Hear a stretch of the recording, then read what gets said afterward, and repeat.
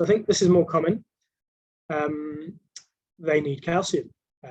So initially starting at 0.5 millimole per kilo per day, and then increasing up to 1 per kilo per day if you don't see an improvement in your PTH. I've said before the ratio becomes significantly impacted. I'm going to talk a bit about this ratio in a minute. But what I mean by that really is when we're talking about preserving a calcium phosphate ratio, it varies depending what milk you're giving, and actually you can kind of get quite complicated quite quickly. But really, giving up to 1 millimole per kilo doesn't really matter what you're on.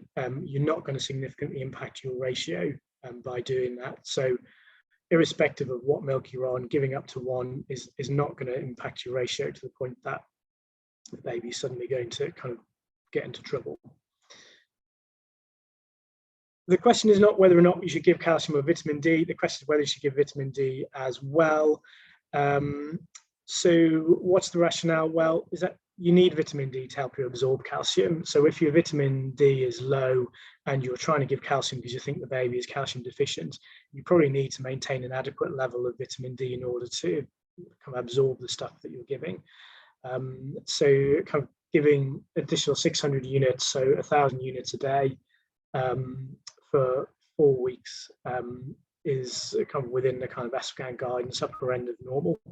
And that's kind of been used widely and hasn't kind of shown significant issues with vitamin D toxicity. But of course, you don't want to carry it on for a long time. So 4 weeks. What about phosphate deficiency? Well, we should give some phosphate, probably. But in the context of maintaining ratios and not wanting to give too much phosphate, which is the big problem, because actually what excess phosphate does is displaces your calcium, which actually then drives your PTH even further, is that if you're going to give phosphate, you should give some calcium alongside that, and that's to maintain your ratio. So giving 1 millimole of phosphate and 1 of calcium, again, will preserve your ratio irrespective of what feeds you're on. So what is this ratio? What really is it? Why do we keep talking about it? Why have we suddenly started talking about it? Well, it's this magic ratio which is supposed to optimize the provision of calcium in terms of the amount of ionized calcium, in terms of its binding to albumin and displacement using phosphate. So really the take-home message of this is don't give too much phosphate, because giving too much phosphate will mean that you actually end up driving the process. It depends if you're talking about milligrams or millimoles, so 1.7 to 1 for milligrams, 1.3 to 1 for millimoles. But I think this is really where things can become quite complicated quite quickly. And I think this is why when we've looked at the amounts that are actually in milk, so giving up to 1 millimole of calcium on its own, irrespective of what you're on, is not going to significantly impact this ratio. So the logic is that it optimizes absorption and maintains adequate levels of ionized calcium, and which stops us kind of driving the process. But as we said, the amounts vary depending if you're on fortified breast milk, if you're on kind of Nutrifrem 1, Girlprem 1 formula, Girlprem 2 formula. So it's quite difficult to kind of say specifically what you need for each one. But for the majority of babies, this kind of strategy is probably going to work. So just expanding upon that initial flow diagram that we kind of showed earlier, looking at the babies that we're screening, checking PTHs and vitamin Ds, and then that really helps split into 2 groups. Is it calcium or is it phosphate deficiency? And then looking at our calcium group, then whether or not we need concurrent vitamin D supplement based upon levels of 50, or whether or not we just need to give phosphate. And I think just giving it time, I think not checking the bloods too soon. I think you're not going to see change very quickly. So I think measuring a PTH at the very earliest a week later, but up to 2 weeks. And actually you don't need to keep rechecking vitamin Ds. If your vitamin D is normal or you're supplementing it, you don't need to recheck it.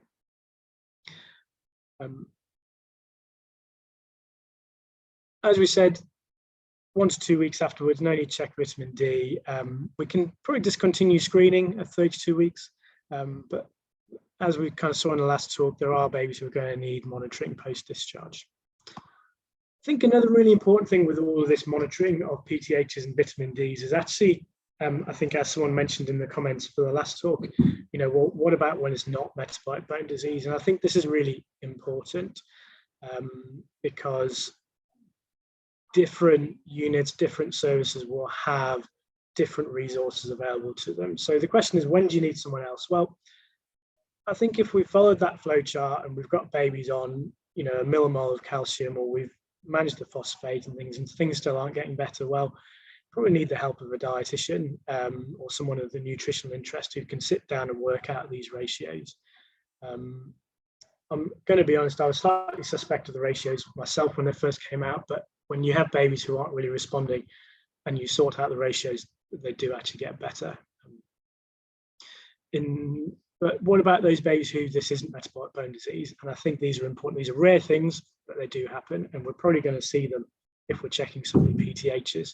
And I think it's really when the biochemistry doesn't add up. So a PTH with significant hypercalcemia. What's significant hypercalcemia? So probably upwards of 3. Pseudo hyperparathyroidism, so you know, a low calcium and a raised PTH.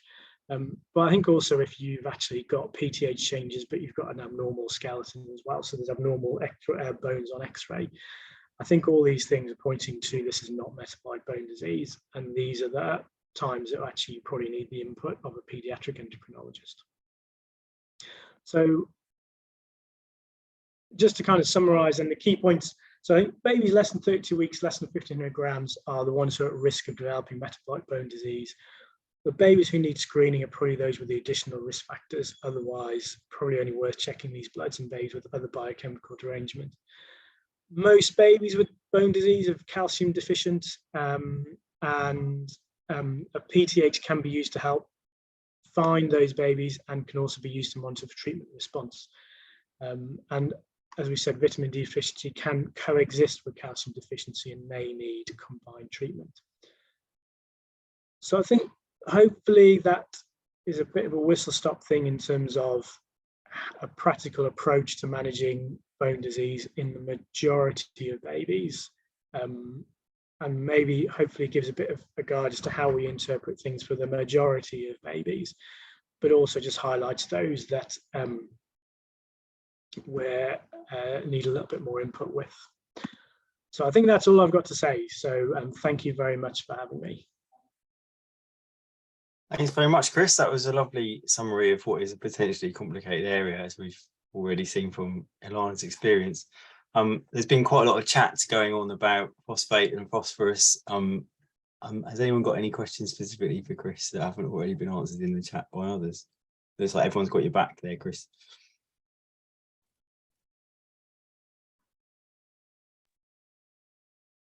Hi, Nick. Are we happy that based on your current algorithm, and bearing in mind what Ilana said about people giving more and more calcium and vitamin D, are we happy that overall we're going to do the right thing for the baby? I get that mineral bone disease is great fun because it's about the only bit of nutrition where there are lots of blood tests to keep doctors interested. And therefore everyone loves to measure it and make sort of little changes.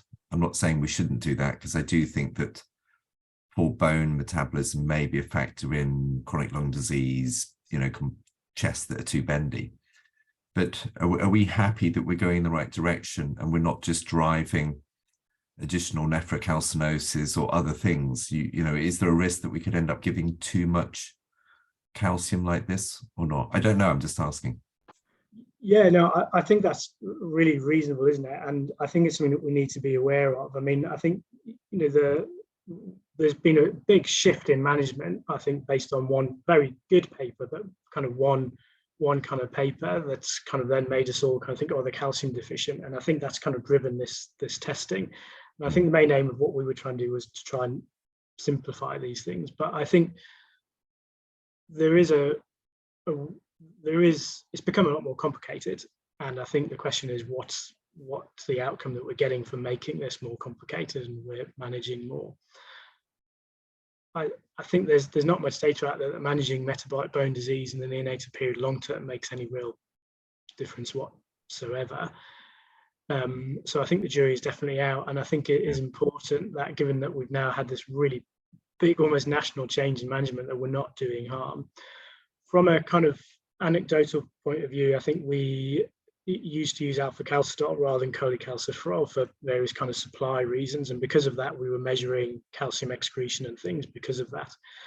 And actually we only ever found one baby who had a high ratio, and that baby turned out to have a tubulopathy. So we didn't kind of find that by giving this we were then suddenly kind of getting high calcium creatinine ratios. We don't do that now because we're not using alpha calcidol, but that's an anecdotal thing. But I think it is a really important thing that we need to be aware of, and we probably need to look at that, because there has been this big shift in how we're managing it, and we've added a lot of medication that we weren't treating before. I think that's a good point. I mean, we in our unit, after the Chinoy paper came out, we found ourselves doing a lot of PTH, and we've had to rationalise that really in a similar way to what you described. So we've gone for at-risk babies, and we won't test it until we know we've got the ratio right for calcium to phosphate, kind of these kind of things that you can do simply first. But it has got more challenging, I think. Right, Ilana's got her hand up.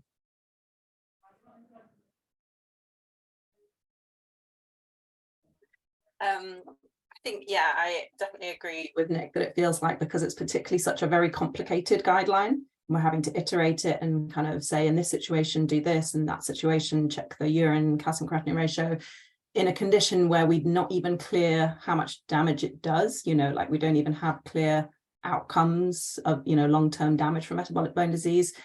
It does feel like quite a kind of heavy QI ratio to potential gain for the babies.